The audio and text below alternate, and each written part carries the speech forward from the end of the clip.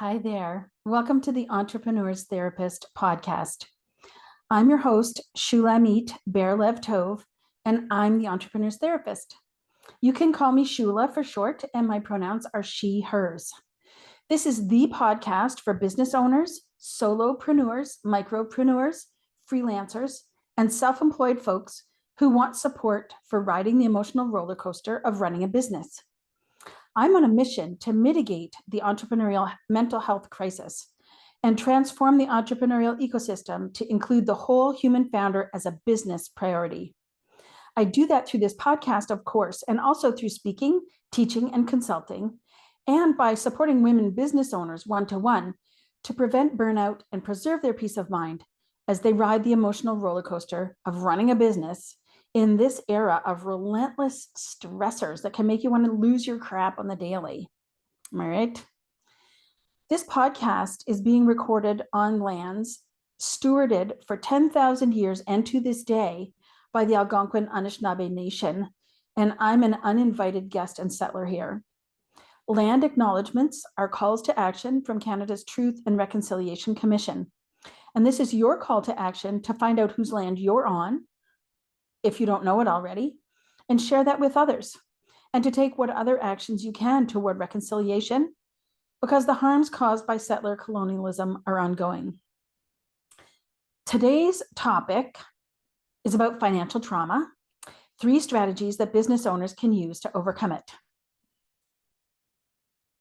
So hearing the term financial trauma, and also maybe if you're hanging around the interwebs these days, summerish 2024, you might be seeing the term financial trauma making the circuits online, and it might make you wonder, have you got financial trauma? Do you need to heal it? So here are some manifestations of financial trauma, and maybe they might be familiar to you. Are you always worried about money, even when you haven't, like in quotation marks, enough? Do you find yourself tracking all your spending right down to the penny? Or are you afraid to spend on anything, or always choosing the cheapest options, even when you have enough money?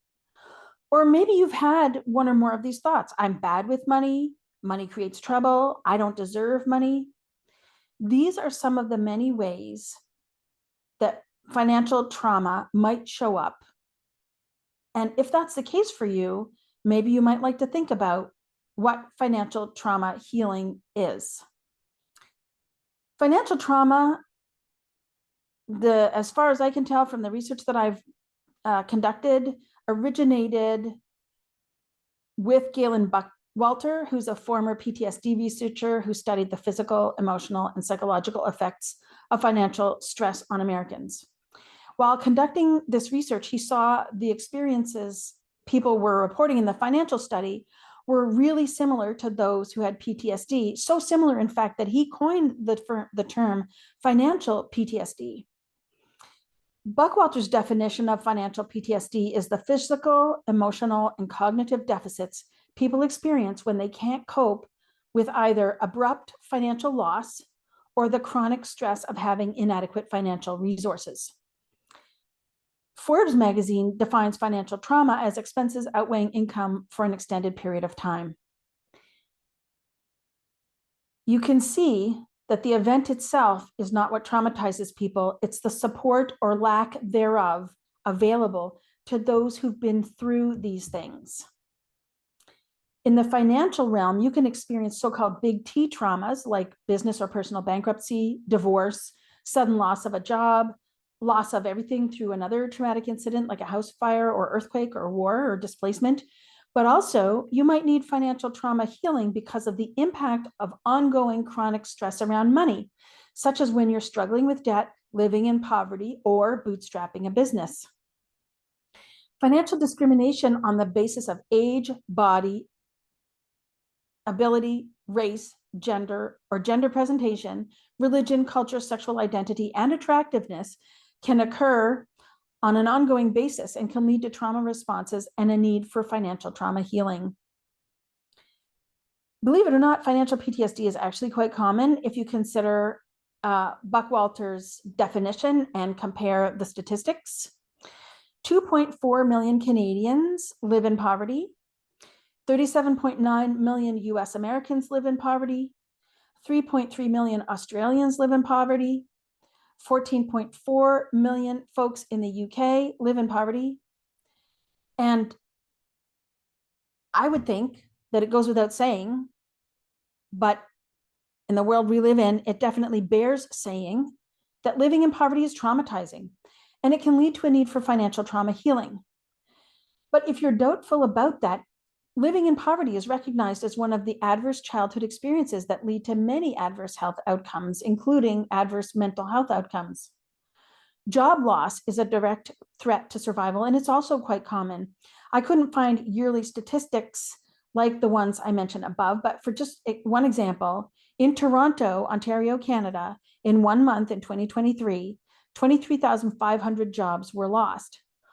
That works out to 282,000 people who lost their jobs in Toronto in 1 year alone, according to the math, if you do the math. Imagine if you did the math, how many people that would be in a whole country.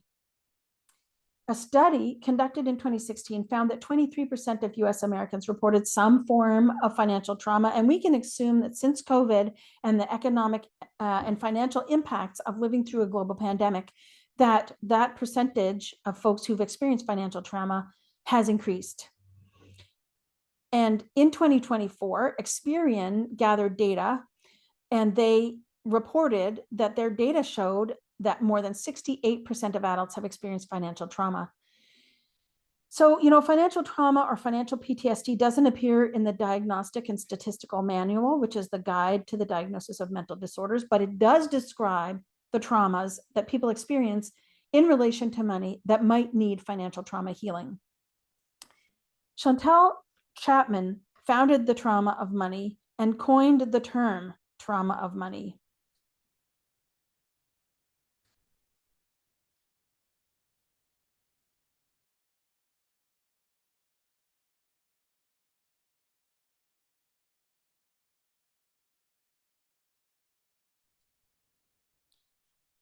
She uses it because it reflects the reality that any trauma that you or your ancestral lineage have experienced can impact your relationship with money and finances, whether the trauma was specifically around money or not.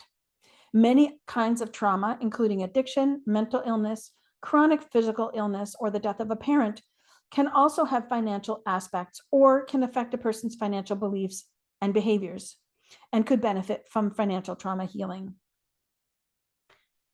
So it's not, the DSM, the Diagnostic and Statistical Manual, lists the symptoms that can be experienced by folks who have a diagnosis. And it outlines the 5 symptom clusters that characterize PTSD: avoidance, re-experiencing, negative cognitions and mood, and oh man, let me try that again. 5 symptom clusters: avoidance, re-experiencing, negative cognitions and mood, and hyperarousal. And we can take those 5 symptom clusters and use them to understand how you might be affected by financial trauma or money trauma. And you don't have to remember all this or take notes. The show notes and a transcript are linked below. So financial avoidance can look like avoiding anything money related that brings up intense emotions. You won't check your bank balances, or maybe you won't even have a bank account. You can hand all your money over to someone else, like your spouse, and they would be the one to handle all the household finances. You might avoid opening a bill that comes in the mail or by email. You can avoid keeping track of what you have or what you spend. You'll avoid any conversations about money with anybody. And you might even decline a social invitation because it involves money.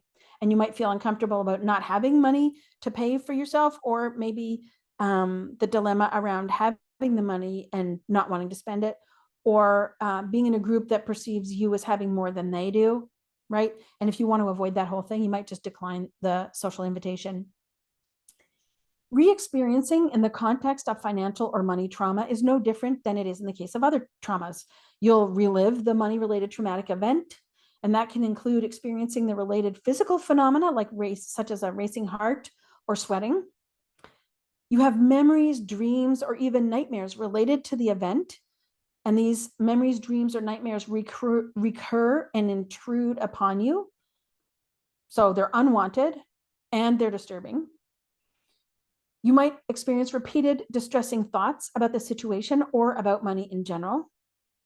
And the physical signs of re-experiencing these things may begin to show. And that the physical signs can include digestive upset, headache, fatigue, muscle aches. Negative mood and cognitions in the context of money include negative beliefs about yourself and money.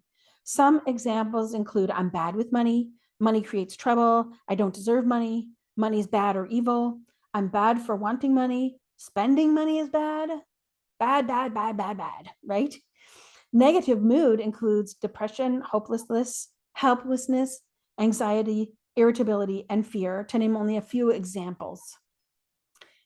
In the context of financial trauma, hyperarousal can mean experiences like constantly worrying, even when you have, in quotation marks, enough money in the bank, loss of sleep because of your worries or the tension you have around money, jumping when the phone rings because it might be collections, or if you have money, it might be somebody calling to ask for money.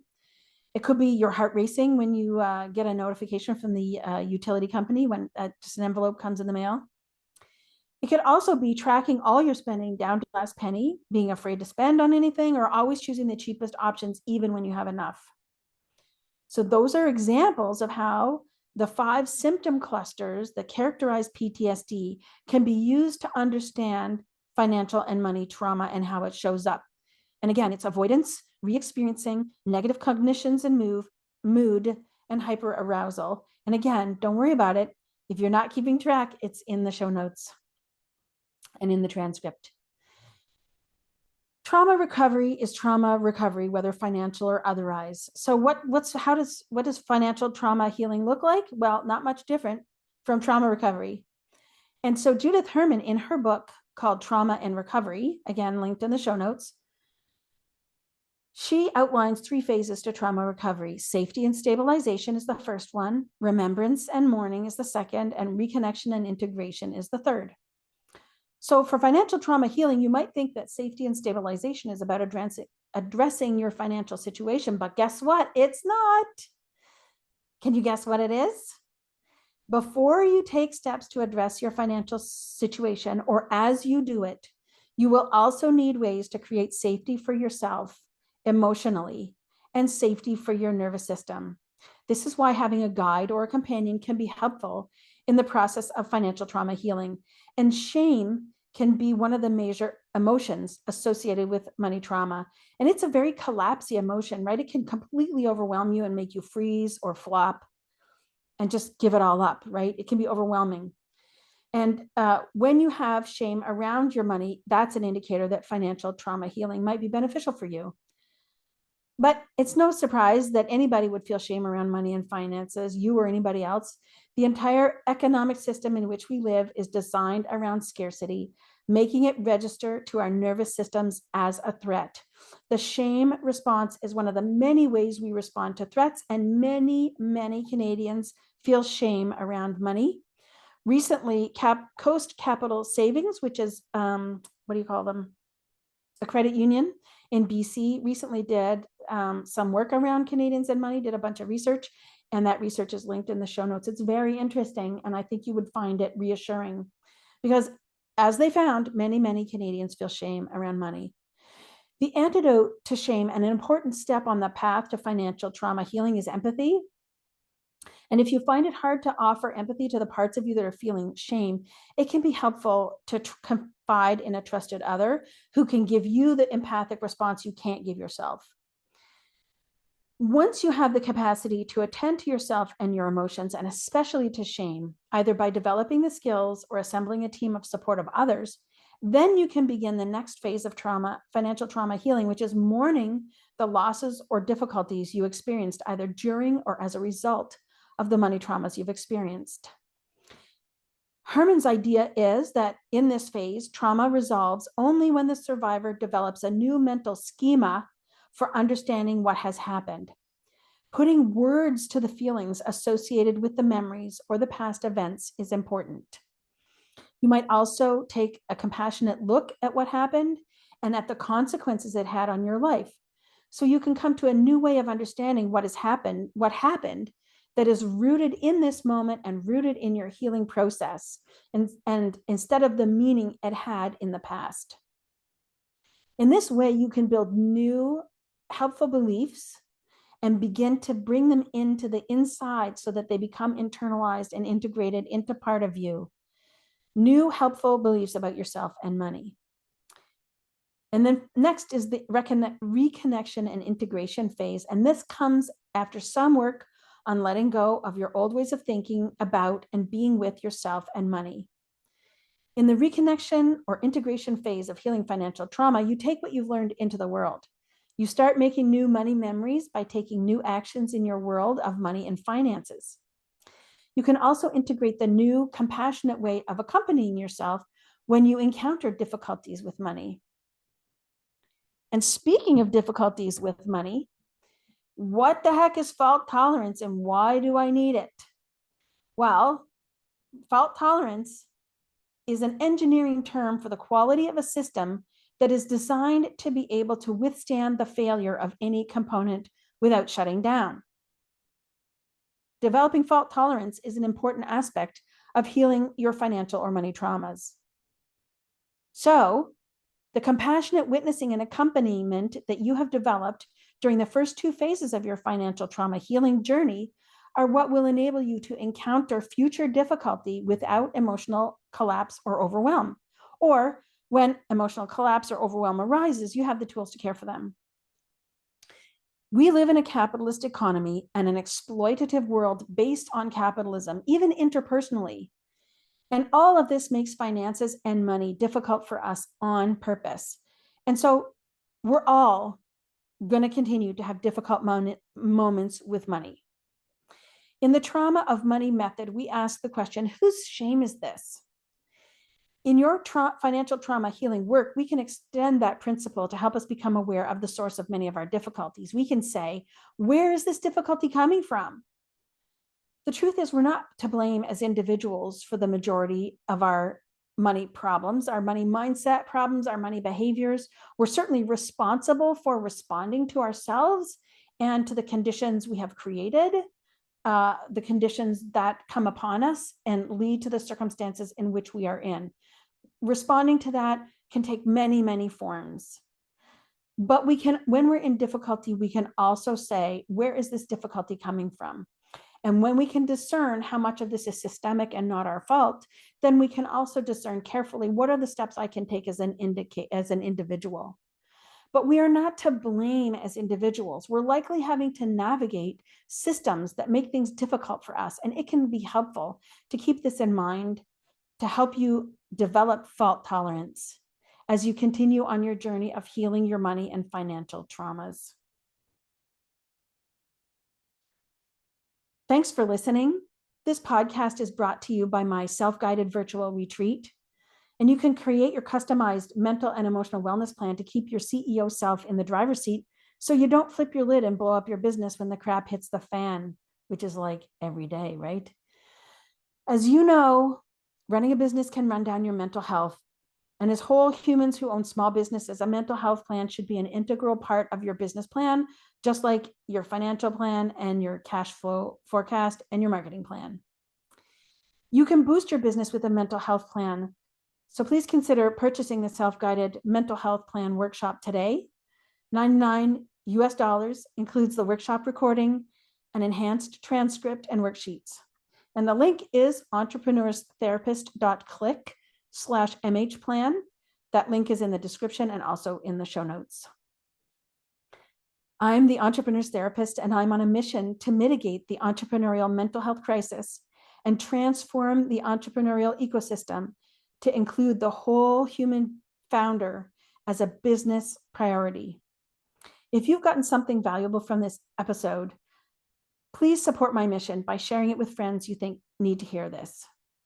Subscribing, rating, and reviewing also helps mitigate the entrepreneurial mental health crisis by making it possible for this podcast to reach more stressed out entrepreneurs who need support, validation, and tools to help them care for their mental and emotional well-being in an era of relentless stressors that can make you lose your crap on the daily. Thanks so much for listening. See you next time.